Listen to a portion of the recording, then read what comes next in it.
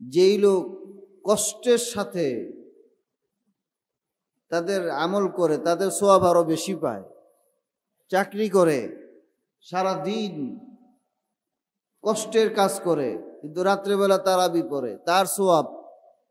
সারাদিন এসি রুমে বসে থাকে, সেও তারাবি পড়ে, তার সওয়াব দ্বিগুণ বৃদ্ধি পাবে সবারই।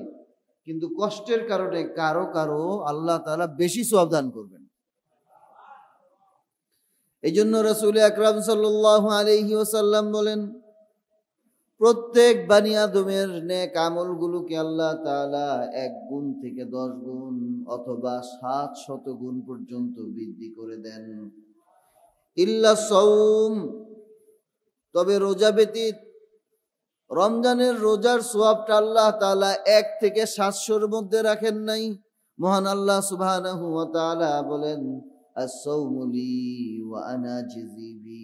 এই রোজার কোনো 100, 200, 700 বুঝি না। রোজাটা রাখে বান্দা শুধুমাত্র কেবলমাত্র আমার জন্য, আর এর প্রতিদান যে কি হবে এটা আমি আল্লাহ নিজে জানি, আর আমি নিজে একা দান করব। অর্থাৎ এটার কোনো হিসাব ছাড়া দান করবেন। আস-সাওমু লি ওয়া আনা আজজি বি, আমি তার নিজেই তার প্রতিদান। এখানে 700 বুঝি না। তুমি যেমন বিশ্বাসের সাথে রোজা রাখছো কষ্ট করে, এটা আমি আল্লাহর জন্য রাখছো। মানুষ রোজাটা আর কারোর জন্য রাখতে পারে না। চুপে চুপে এক ঢোক পানি খাইলে কে দেখবে? কেউ দেখবে না। চুপে চুপে সে কোনো খাবার খেয়ে ফেললে কেউ দেখবে না। আস-সাওমু লি, আল্লাহ বলে রোজা না খায়া রাখছো, এইটা শুধু আমার জন্য যেভাবে তুমি রাখছো, আমি আল্লাহ এটা তোমাকে হিসাব করে দিব না।